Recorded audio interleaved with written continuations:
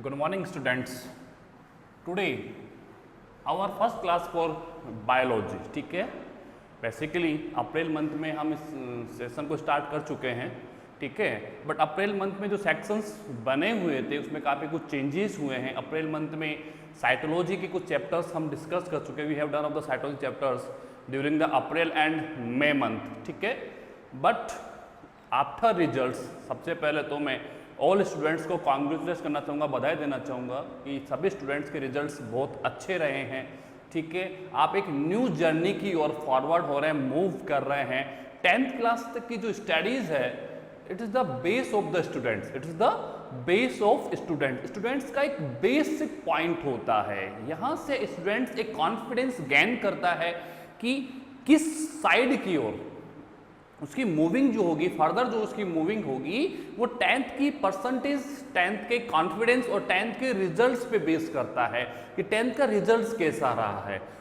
जहाँ तक मैं जानता हूँ एकलव्य के स्टूडेंट्स में जो 10th क्लास के स्टूडेंट्स के उनका रिजल्ट्स बहुत अच्छा रहा है. काफ़ी स्टूडेंट्स ने 90 अबाउट रिजल्ट्स गेन किए हैं. 20 आई थिंक 20 स्टूडेंट्स हैं जिनका रिजल्ट जो है अबाउ 90% है. 80 स्टूडेंट्स हैं जिनका रिजल्ट्स अबाउ 80% से ऊपर है. ठीक है, तो this is good for the Eklavya students. ठीक है ना.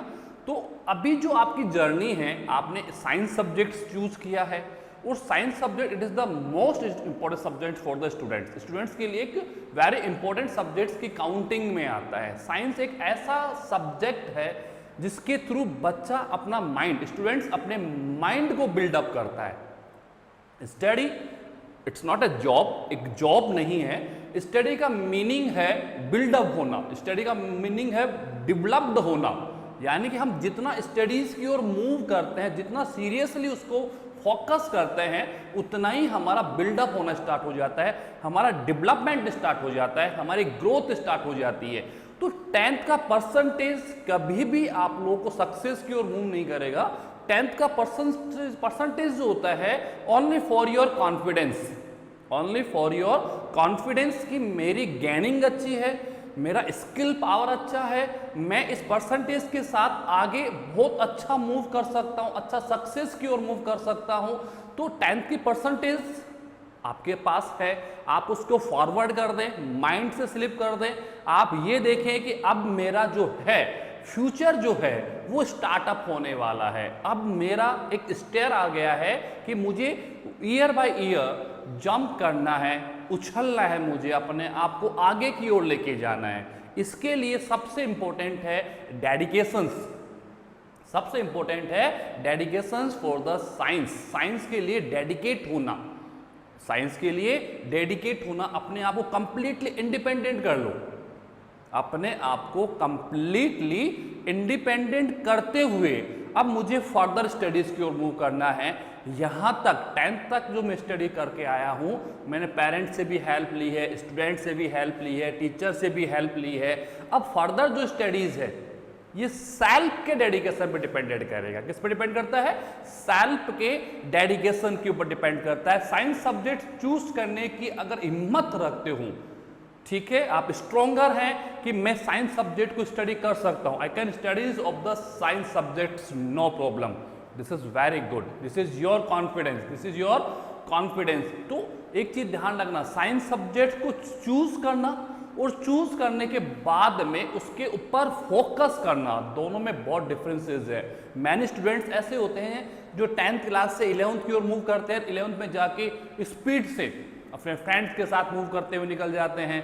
ठीक है, मेरा फ्रेंड 90% अबव है, 90 साइंस सब्जेक्ट चूज करा है, मेरी परसेंटेज 70% है, मैं भी चलो मेरे फ्रेंड के साथ मूव करता हूँ, साइंस सब्जेक्ट को चूज करता हूँ.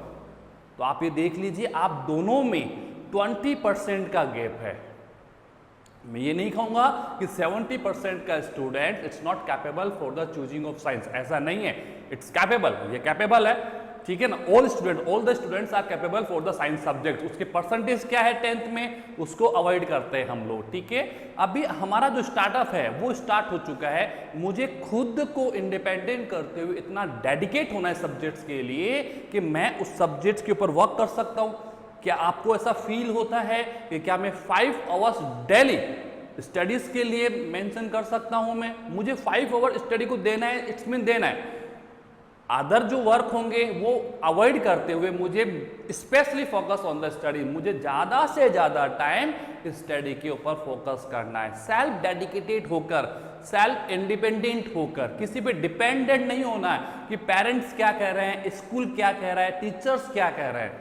हमें सेल्फ इंडिपेंडेंट होकर स्टडीज को फोकस करना है। ठीक है, सीधी बात करें स्टेट लेवल पे अगर हम लोग डिस्कस करें तो आपको पता है प्रेजेंट टाइम में कोरोना पैंडेमिक चल रहा है। ठीक है, और ये कब ट्रीट हो जाएगा, कब तक इसकी वैक्सीन फॉर्म होगी, कब तक इसकी मेडिसिन फॉर्म होगी, वी हैव नो आइडिया। ठीक है, किसी को कोई आइडियाज नहीं है। This is not our district problem, this is our world wide problem. ये हमारे पूरे वर्ल्ड की प्रॉब्लम्स है। ठीक है, तो स्टूडेंट को उन चीज़ों को अवॉइड करते हुए, क्यों देखो स्टडी करने वाला बच्चा होता है ना, उसके लिए कुछ भी मायने नहीं रखता। अगर मुझे स्टडी करनी है ना तो मेरे पास इतने ज़्यादा ऑप्शंस हैं कि मैं कहीं से भी पॉइंट्स को उठाकर उसको स्टडी कर सकता हूँ। आप यूट्यूब पे जाएंगे, किसी पॉइंट को सर्च करते हैं तो उस पॉइंट के कितने वीडियोस होंगे कोई आइडियाज़ नहीं है, उसका कोई आइडिया नहीं है। हमें स्टडी करनी है। एकलव्य स्कूल की तरफ से रेगुलर आपको वीडियोस सेंड किए जाएंगे। ठीक है, आप उनको फोकस करें, स्टडीज करें। उसके रिगार्डिंग आपको लगता है और अच्छा आपको स्टडीज करना है तो आप यूट्यूब पे सर्च करें, गूगल पे सर्च करें, आपको इतने पॉइंट्स मिलेंगे, इतने वीडियोस मिलेंगे। क्योंकि ये कहीं लिखा हुआ नहीं है कि offline study is better than of the online study, ऐसा कुछ नहीं है। ना ऑनलाइन ऑफलाइन से बेटर है, ना ही ऑफलाइन स्टडी ऑनलाइन स्टडी से बेटर होगी। ठीक है, स्टडी कहाँ करनी है, कैसे करनी है, इसका डिटर्मिनेशन स्टूडेंट्स के थ्रू होगा। किसके थ्रू होगा? स्टूडेंट्स के थ्रू होगा। तो स्टूडेंट्स को सेल्फ को थिंक करना है कि मुझे स्टडी करनी है, और अगर मैं सोच लेता हूं कि मुझे वह करना है तो करने के ऑप्शंस बहुत ज़्यादा है। उसके अराउंड्स में इतने ऑप्शंस मिल जाएंगे कि वो उनको काउंट नहीं कर सकता।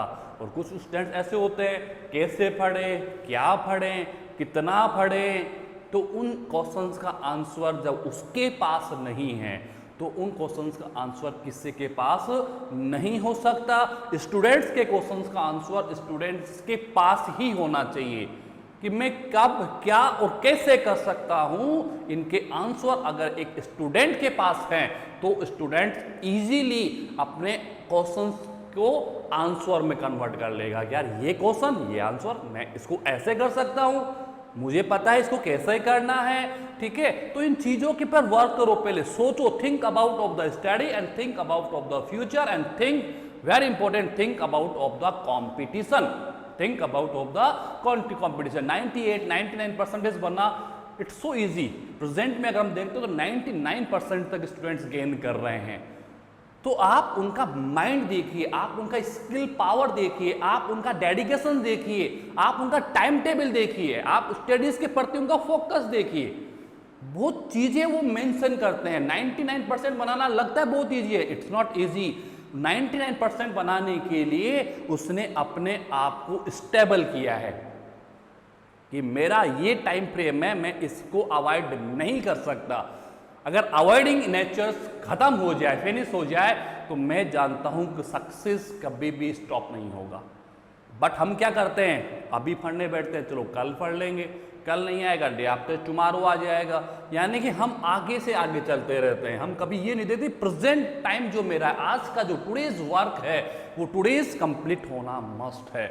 अगर ऐसा नहीं होता है तो आप ये मान के चलो फिर सक्सेस पॉसिबल नहीं है। तो again congratulations to all students, ठीक है, for getting the better results in 10th class. ठीक है, जितने भी स्टूडेंट्स 10th क्लास में थे, मैं सभी स्टूडेंट्स को कॉन्ग्रेचुलेट करना चाहता हूँ, कॉन्ग्रेचुलेशन बोलना चाहता हूँ कि उन्होंने बहुत अच्छे रिजल्ट्स मेंशन किए हैं। उन्हीं रिजल्ट्स को एक फॉर्मेट के रूप में बनाकर, एक बेस के रूप में रख के आगे कैसे फॉरवर्ड करना है, कैसे फर्दर स्टडीज को मेंशन करना है, वो बहुत कंपलसरी है। बट एक चीज ध्यान रखना, 11 साइंस सब्जेक्ट चूज करने के आफ्टर 10th की परसेंटेज का कोई वैल्यूज नहीं होता है।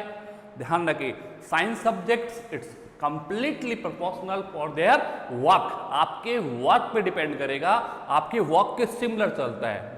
99% गेन करने वाला बच्चा अगर 5 आवर स्टडी नहीं करता साइंस में, तो कोई वैल्यूज नहीं है। लेकिन अगर 70% स्टूडेंट्स गेन करें, स्टूडेंट्स 5 आवर मेंटेन कर रहा है, तो वो 99% के स्टूडेंट्स को इजीली अप्रोच कर सकता है।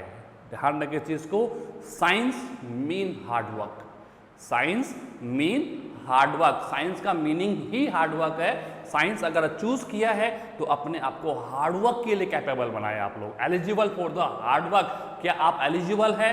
क्या आप हार्डवर्क कर सकते हैं? यू कैन डू हार्डवर्क, तो no problem, you can choose of the science subject, आप साइंस सब्जेक्ट चूज कर सकते हैं। But with hard work, without any hard work we can't choose of science subject, क्यों साइंस सब्जेक्ट विदाउट हार्डवर्क है ही नहीं, science subject without hard work नहीं है, क्योंकि प्रेजेंट टाइम में 60% पॉपुलेशन जो है स्टूडेंट्स की वो साइंस में है। तो आप एक आइडियाज फील कीजिए कि कंपटीशन कितना ज्यादा होगा, much more competition among of the students. Students इतनी क्वालिटीज को मेंटेन करके आगे की ओर मूव कर रहे हैं, तो हम कहाँ काउंट होंगे, टॉपर्स में, मिडिल्स में या लोअर्स में? ये कैटेगरीज जो डिवाइड्स होती है ये स्टूडेंट्स के हार्डवर्क से डिवाइड होती है।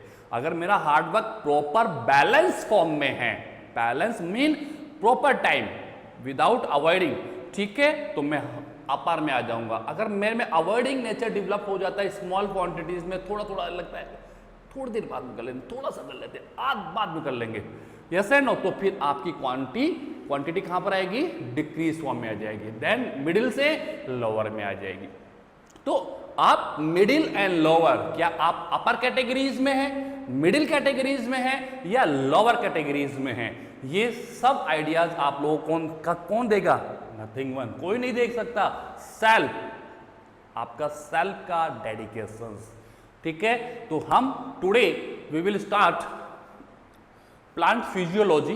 प्लांट फिजियोलॉजीज में स्पेशली फोटोसिंथेसिस, प्लांट फिजियोलॉजीज में काफी चेंजेस हुए हैं। सीबीएसई ने कुछ चैप्टर्स को रिमूव कर दिया है, डिलीट मार दिया है, ठीक है, बट फोटोसिंथेसिस अभी प्रेजेंट टाइम हमारे सिलेबस में है। हम ट्राई करेंगे कि सीबीएसई के डिलीट पोर्शंस को भी हम हमारे कोर्स में लें, क्योंकि नॉलेज कंपलसरी है, परसेंटेज कंपलसरी नहीं है। अब परसेंटेज का वैल्यूज नहीं है, अब वैल्यूज जो है वो कॉम्पिटिशन्स का है। अब वैल्यूज किसका है? कॉम्पिटिशन्स का है। और कॉम्पिटिशन्स के लिए मेरे पास सिलेबस होना चाहिए, कंप्लीट क्वेश्चंस के आंसर्स होने चाहिए। अभी मुझे 11th क्लास में मेरा कोई फोकस नहीं परसेंटेज गेन करने का, मुझे वन वर्ड क्वेश्चन जितने भी होते हैं, स्मॉल क्वेश्चन जितने भी होते हैं, उन सभी क्वेश्चंस के ऊपर वर्क करना, हर एक छोटे से क्वेश्चन का आंसर मेरे पास होना चाहिए। Is that clear? तो today we will start of the photosynthesis, ठीक है। Photosynthesis I think 10th class में स्टूडेंट्स ने स्टडीज किया होगा, ठीक है। फोटोसिंथेसिस क्या है? General studies of the photosynthesis. Today हमारा जो पॉइंट्स है वो है फोटोसिंथेसिस, और फोटोसिंथेसिस मैं स्टार्ट नहीं कर रहा हूं, फोटोसिंथेसिस एक जनरल डिस्कशंस करेंगे हम इस क्लास के अंदर। नेक्स्ट क्लास से no discussions, only study, no discussions, no motivations, ठीक है। ओनली हम क्या किस पे फोकस करेंगे? स्टडीज पे फोकस करेंगे। डायरेक्टली आएंगे बोर्ड पे स्टडीज करेंगे। यू हैव एनी प्रॉब्लम्स, आपको अगर कोई भी प्रॉब्लम्स होती है regarding of the biology, regarding of any subjects, आप सब्जेक्ट टीचर्स के पर्सनल व्हाट्सएप नंबर्स पे अपनी क्यूरीज मेंशन कर सकते हैं, नो प्रॉब्लम, ठीक है। तो what is the photosynthesis? Photosynthesis क्या है? Photosynthesis it is the Greek word, it is Greek word. आप ध्यान रखें, बायोलॉजी जितनी भी है बेसिकली ग्रीक लैंग्वेज में या फिर लैटिन लैंग्वेज में ऑब्जर्व हुई है। Greek language convert into the English, मैंने बायोलॉजिस्ट ने क्या कर दिया, फिर ग्रीक लैंग्वेज को इंग्लिश लैंग्वेज में कन्वर्ट किया है, ठीक है। तो photosynthesis it's a Greek word, एक ग्रीक वर्ड है जिसमें दो वर्ड्स आपको दिख रहे हैं यहाँ पर। वन, फर्स्ट वर्ड है photo and second word synthesis, photo and synthesis, ठीक है। फोटो का मीन है लाइट एंड सिंथेसिस का मीन है stories of food, stories of food, ठीक है। जनरली अगर हम डिस्कस करें तो आवर नेचर में जो नेचर हमारा बना हुआ है उस नेचर में टू टाइप्स ऑफ ऑर्गेनिज्म जो है ऑक्योर होते हैं, ठीक है। अगर हम बात करें कि ऑल नेचर इज डिवाइड, जितना हमारा नेचर है is divide in two forms, plants and animal. This is the general discussion, ठीक है। प्लांट्स जो हैं अपना फूड सेल्फ बना सकते हैं, ठीक है। प्लांट्स कैपेबल होते हैं for the making of foods. All plants are capable for the making of foods, ठीक है, कैपेबल है। Animals are not capable. Animals क्या है? मेकिंग ऑफ फूड, यानी फूड को मेक करने के लिए, फूड को प्रोड्यूस करने के लिए, फूड को फॉर्म करने के लिए कैपेबल नहीं होते हैं। Only plants are capable for the making of food. All nature जो मेरा जितना भी नेचर मेरे सराउंडिंग्स में है, उस सराउंडिंग नेचर्स में two types of organism occur होते हैं, ठीक है। उन टू टाइप्स ऑफ ऑर्गेनिज्म में फर्स्ट मेरे पास प्लांट है, सेकंड मेरे पास एनिमल्स है। अगर आपने पढ़ा हो तो कैरोलस लिनियस ने ऑल द नेचर को टू किंगडम में डिवाइड किया था, प्लांटी और एनिमेलिया, मीन प्लांट्स और एनिमल्स, प्लांट्स एंड एनिमल्स। पहला किंगडम कौन आ गया मेरे पास में? प्लांट्स आ गया। दूसरा किंगडम मेरे पास में एनिमल्स आ गया, ठीक है।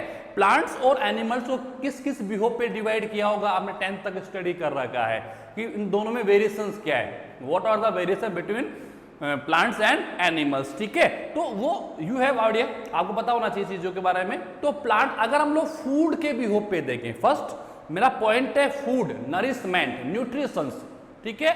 न्यूट्रिशंस बोल दीजिए, नरिशमेंट बोल दीजिए, फूड। तो on the behave of food plants are capable for the making of food, यानी प्लांट्स अपना फूड सेल्फ फॉर्म कर सकते हैं, ठीक है। बट एनिमल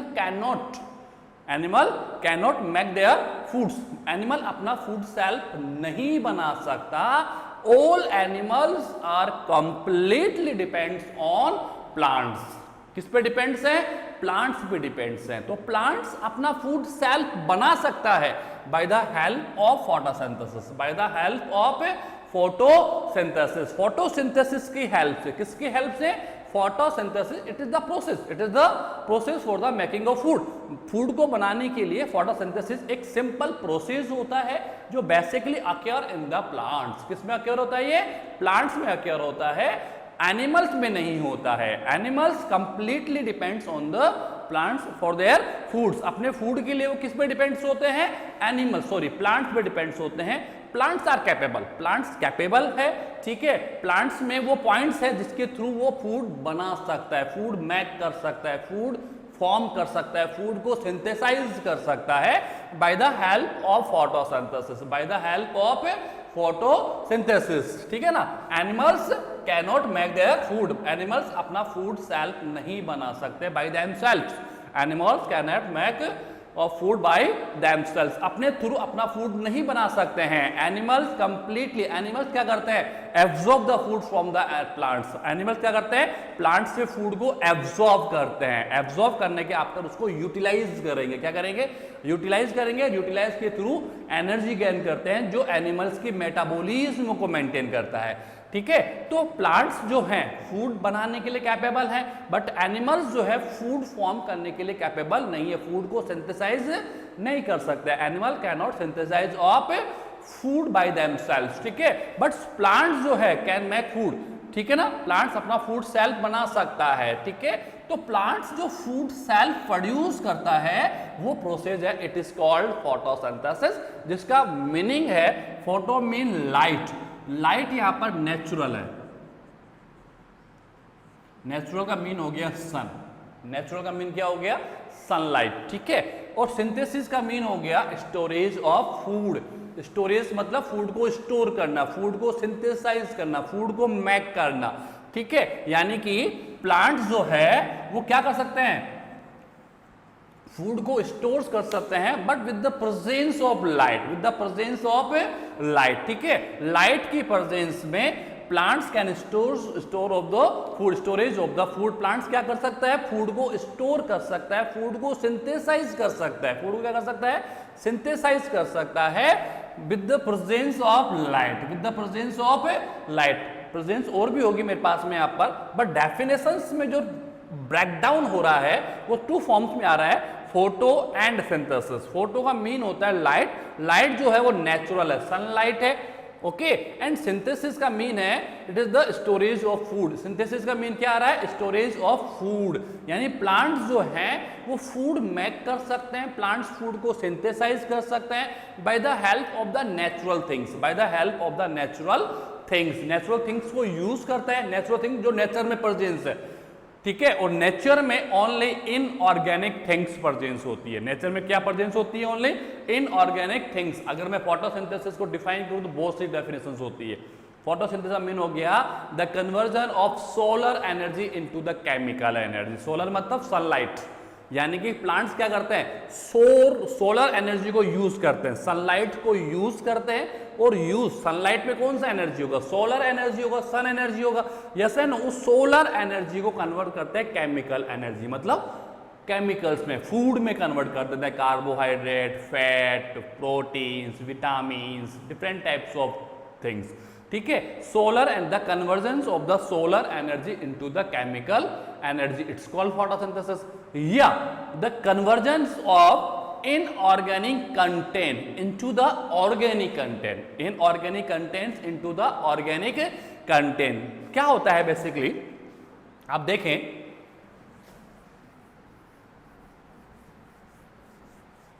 क्योंकि इट्स अ जनरल डिस्कशंस, आप you have done in the last class, 10th class में या 9th क्लास में आपने फोटोसिंथेसिस 100% स्टडी किया होगा, ठीक है। अब मैं अगर बात करूं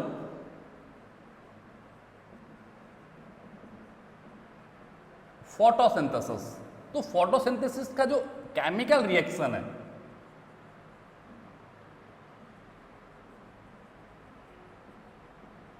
केमिकल रिएक्शंस, ठीक है, वो है 6CO2 6H2O with the presence of light and chlorophyll and convert into the 1 mole of glucose C6H12O6 plus 6O2 plus 6O2। This is the chemical equations of the photosynthesis, right ना, आपको idea होगा, ठीक है, कि carbon dioxide gas के 6 mole and water के 6 moles mix होते हैं, both are mix to each other by the presence of light and chlorophyll, by the presence of light and chlorophyll। और बेसिकली आपको पता है फोटोसिंथेसिस जो होती है basically occur in green plant.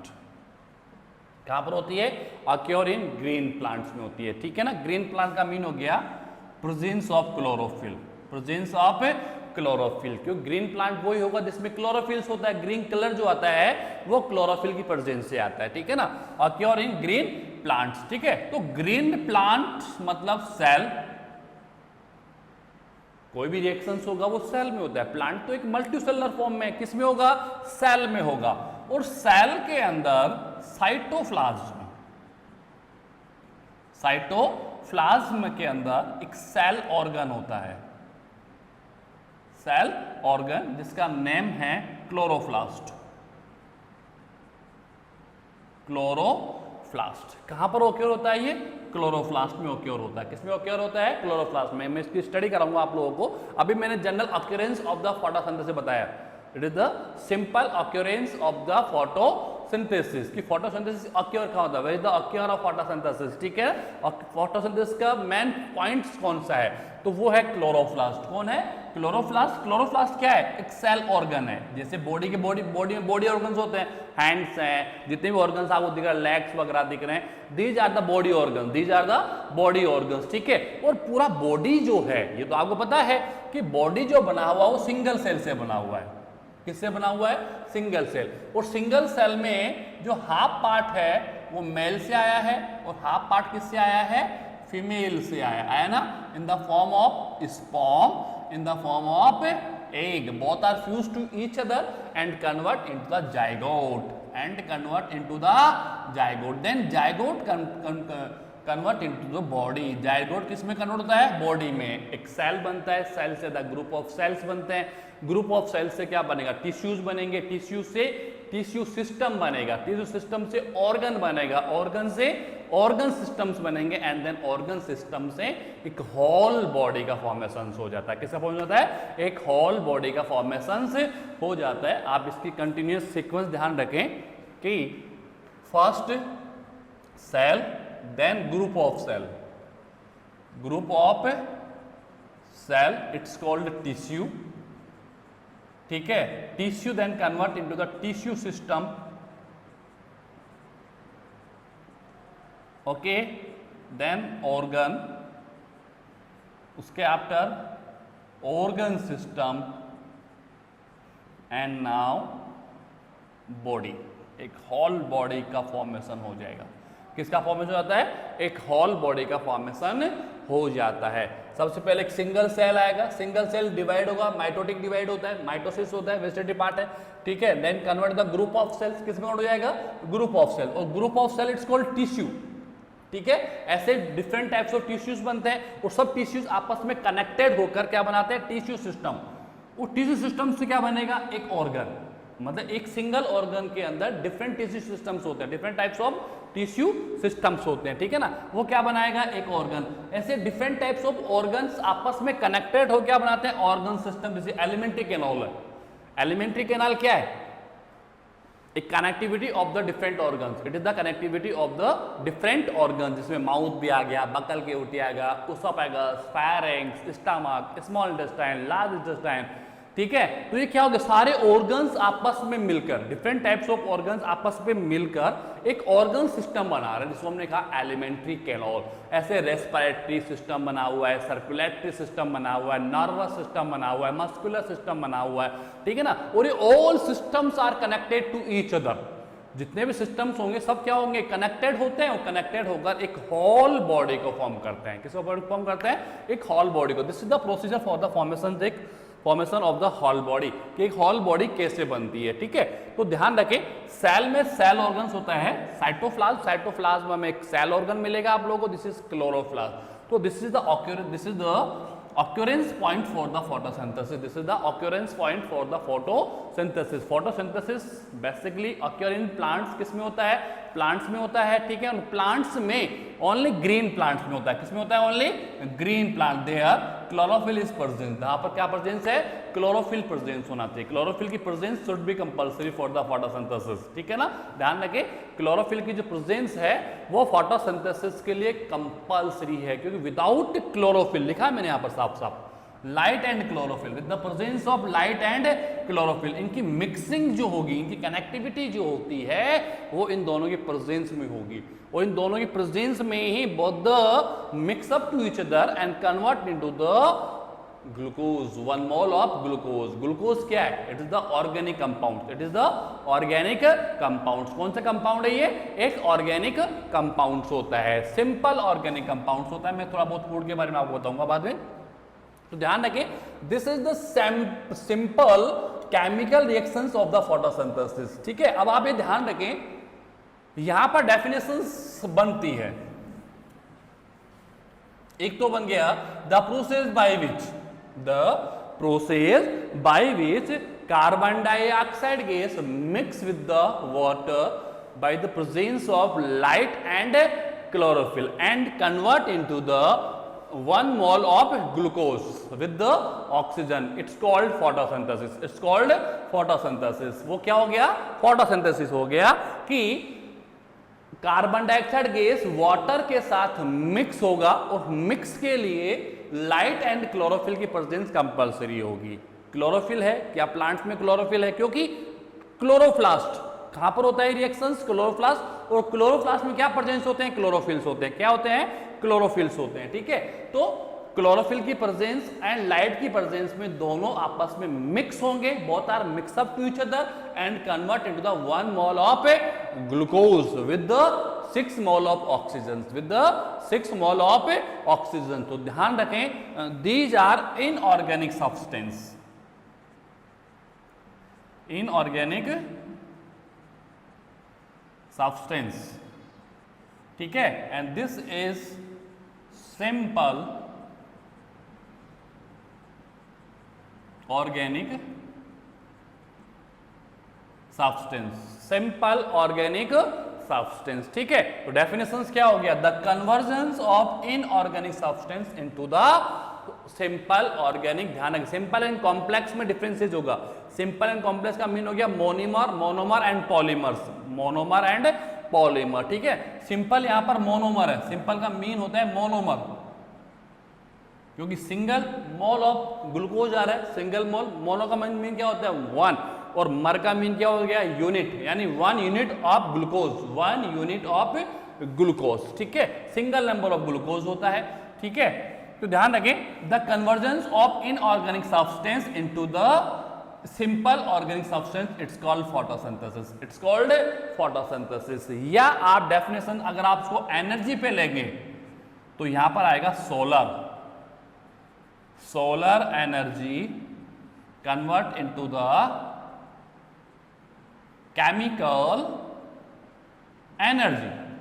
Solar, क्योंकि आप यहां पर किसको यूज कर रहे हो, लाइट को यूज कर रहे हो। किसको यूज कर रहे हो, लाइट। विदाउट सोलर एनर्जी जो है केमिकल एनर्जी को प्रोड्यूस नहीं किया जा सकता है। आप इनऑर्गेनिक सब्सटेंस में क्या यूज कर रहे हो, किसके प्रेजेंस ले रहे हो आप लोग, लाइट के प्रेजेंस ले रहे हो, यानी कि आप सोलर एनर्जी को यूज कर रहे हो। और सोलर एनर्जी को यूज करके उसको आप केमिकल एनर्जी में, क्योंकि जब ग्लूकोज डाइजेस्ट होगा, जब ग्लूकोज क्या होगा, डाइजेस्ट होगा, या इसका क्या बोलते हैं उसको, फ्रेगमेंटेशन, क्या फ्रेगमेंटेशन अलग होता है, फ्रेगमेंटेशन पे नहीं बोलेंगे, डाइजेस्ट बोल दो, या मेटाबॉलिज्म बोल सकते हैं हम इस चीज को, कि जब ये डाइजेस्ट होगा तो कौन सी एनर्जी बनाएगा, केमिकल एनर्जी बनाएगा in the form of ATP, adenosine triphosphate, आपने पढ़ा होगा अभी।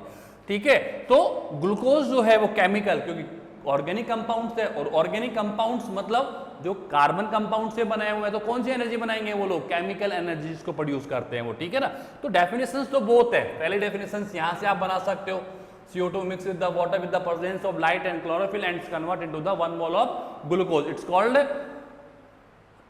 photosynthesis. The conversions of inorganic substance into the simple organic substance, it's called photosynthesis. या the conversion of solar energy into the chemical energy, it's called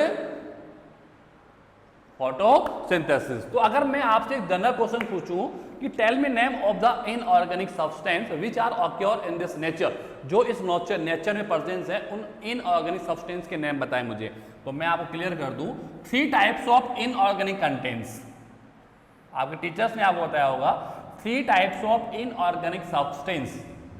ठीक है, that is occur in the nature, जो कि इस nature में presence होते हैं, वो हैं वाटर फर्स्ट, सेकंड गैसेस, और थर्ड है मिनरल। थर्ड क्या है, मिनरल्स। ध्यान रखें, only 3 inorganic substance are present, are occur in this nature.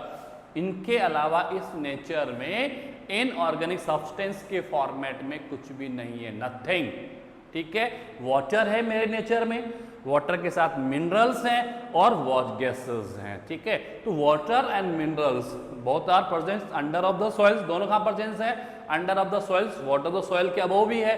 ठीक है, बट बेसिकली मिनरल्स कहाँ पर होते हैं, अंडर ऑफ द सॉइल्स होते हैं। और गैसेस कहाँ प्रेजेंस है, एटमॉस्फेयर में प्रेजेंस है, एनवायरमेंट में प्रेजेंस है। तो मैं एनवायरमेंट को देखता हूँ तो मुझे गैसेस दिखाई देती हैं।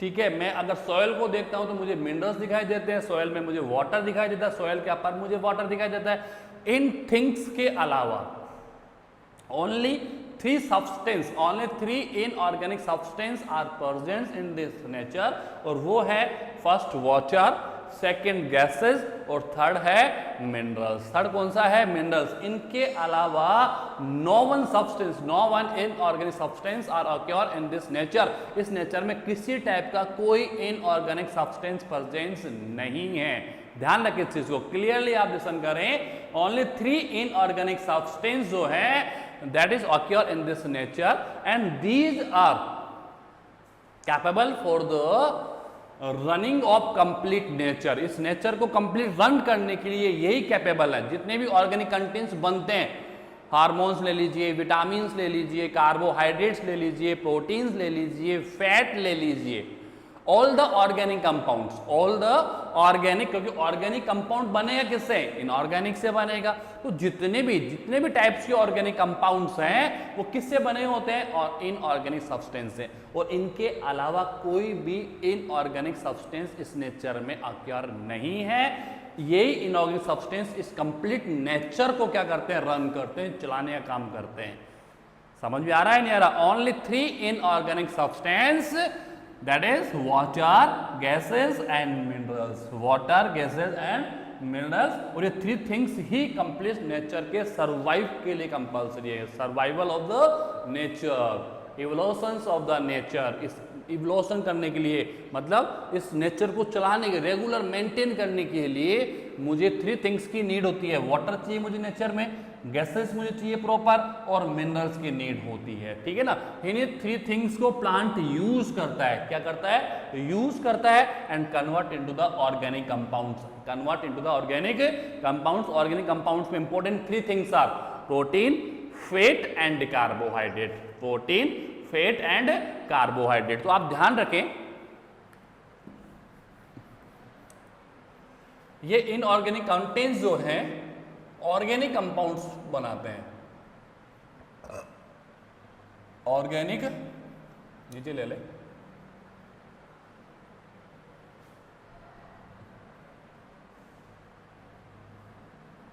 Organic compounds. ऑर्गेनिक कंपाउंड्स में मेन है कार्बोहाइड्रेट, ओके, सेकंड है फैट एंड थर्ड है protein. Main 3 things, 3 organic compounds होते हैं जो फोटोसिंथेसिस के थ्रू इनऑर्गेनिक सब्सटेंस को यूज करते हुए प्रोड्यूस किए जाते हैं। ठीक है? कार्बोहाइड्रेट और fat both are energy giving food, you know, energy giving food. And protein जो है वो है body building, body building food. Body को बिल्डअप करने का जो फंक्शन करता है वो प्रोटीन करता है। और बॉडी की मेटाबॉलिज्म को कंटिन्यूअस फॉर्म करने के लिए एनर्जी जो बनती है वो बनती है कार्बोहाइड्रेट एंड फैट से। तो specially carbohydrate and rare in form में फैट से होती है। किससे होती है? फैट से होती है। ठीक है ना? तो ये 2 जो ऑर्गेनिक कंपाउंड्स मेरे पास में हैं ये 2 फॉर्म्स में होते हैं। कार्बोहाइड्रेट कॉम्प्लेक्स फॉर्म,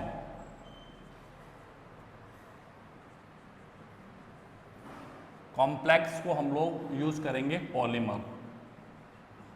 ठीक है? इसमें आ गया कार्बोहाइड्रेट, कार्बोहाइड्रेट एग्जाम्पल्स मैंने लिया स्टार्च। ह्यूमन फूड यही है। ह्यूमन फूड की अगर बात करते हैं तो ह्यूमन जो होते हैं कार्बोहाइड्रेट फॉर्म में स्टार्च को इनहेल इनटेक करते हैं। ठीक है? तो स्टार्च, अब स्टार्च एक कॉम्प्लेक्स फॉर्म में, स्टार्च का जो सिंपल फॉर्म है, सिंपल और मोनोमर, वो है ग्लूकोज। क्या है? ग्लूकोज।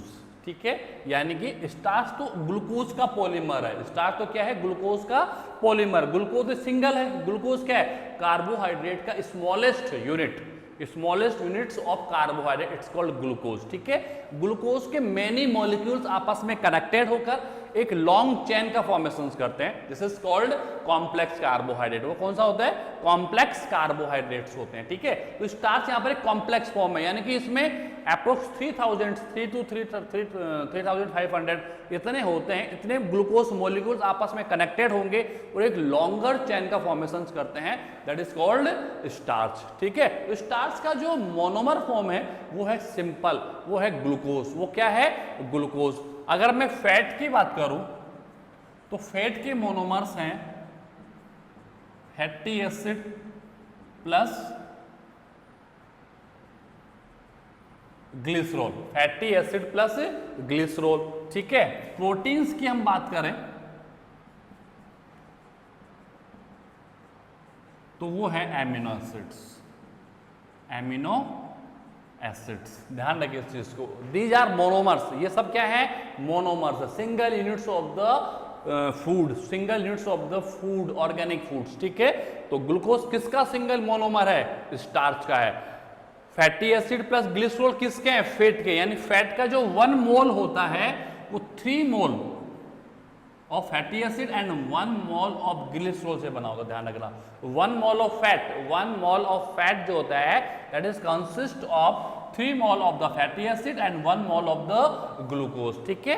और प्रोटीन का जो 1 मोल होता है वो 20 एमिनो एसिड्स से मिलकर बना होता है। कितने एमिनो एसिड्स होते हैं इसमें, 20 एमिनो एसिड्स जब कनेक्टेड हो जाते हैं एक दूसरे के साथ में, देन 1 मोल ऑफ प्रोटीन्स क्या हो जाएगा, फॉर्म हो जाएगा, क्या हो जाएगा, फॉर्म हो जाएगा। तो मैंने कुछ छोटी छोटी चीजें आप लोगों को बताई हैं, अभी मैंने फोटोसिंथेसिस स्टार्ट नहीं किया। फोटोसिंथेसिस तो बहुत सिंपल और अच्छी तरीके से स्टार्ट करेंगे। मैंने वो पॉइंट डिस्कस किए हैं जो आप लोगों ने 10th में स्टडीज किए हैं। तो 10th का बुक का फोटोसिंथेसिस उठाएं, अगर है, I don't know about the 10th class syllabus, ठीक है। अगर फोटोसिंथेसिस है उसमें तो आप उसको स्टडी करें, बहुत यूज होगा आप लोगों के लिए, क्योंकि आप उसको पढ़ चुके हो, एग्जाम फाइट कर चुके हो उस पॉइंट्स के भी पे, ठीक है। तो ये पॉइंट्स आपको छोटे छोटे पॉइंट्स जो मिलेंगे आप लोगों को वहां पर, ठीक है। नेक्स्ट क्लास में हम लोग प्रॉपर फोटोसिंथेसिस को स्टार्ट करेंगे। व्हाट इज द फोटोसिंथेसिस तो मैंने क्लियर कर दिया कि फोटोसिंथेसिस है क्या। इसके आफ्टर हम पढ़ेंगे ऑक्यूरेंस ऑफ द फोटोसिंथेसिस, ठीक है, कि फोटोसिंथेसिस बेसिकली प्लांट्स के किस पार्ट में ऑक्योर होता है। तो वो मैं बताया मैंने हम लोगों को, क्लोरोप्लास्ट में होता है। कहाँ पर होता है, क्लोरोप्लास्ट के अंदर क्या होता है, ऑक्योर मिलेगा आप लोगों को, ठीक है। बट कहाँ होता है क्लोरोप्लास्ट में, कैसे होता है, तो सबसे पहले हम लोग क्लोरोप्लास्ट की स्टडी करेंगे, ठीक है। उसके बाद हम उसके पॉइंट्स को धीरे धीरे इंक्रीज करते जाएंगे। तो ये general study of the biology, तो ध्यान रखें इस चीज को बेटा। Again I request to all students, please focus on the study and please understand meaning of the science subjects, कि साइंस सब्जेक्ट्स का मीन क्या है, हम उसको क्यों चूज कर रहे हैं। साइंस एक ऐसा सब्जेक्ट है जो आपकी लाइफ को बहुत हाइट तक लेके जा सकता है। तो please I request to all students, please focus on the studies. Lockdown continues, lockdown लगे नहीं लगे, स्कूल्स खुलने की संभावना, पॉसिबिलिटीज कितनी है, किसी को कोई आइडियाज नहीं है, लेकिन जब तक हो सके आप अपनी स्टडीज को ऑनलाइन वे में यूज करें। आपको लगता है कि आपकी आइज पे कुछ इफेक्ट्स आ सकते हैं, तो आप उन्हीं वीडियोस को ब्रेक डाउन करके स्टडीज करें। कुछ वीडियोस आप मॉर्निंग में देखें, देन आफ्टरनून देख लें, देन आप इवनिंग में देख लें, बट आपके पास ऑनलाइन स्टडीज के अलावा कोई ऑप्शंस नहीं है। Thank you very much.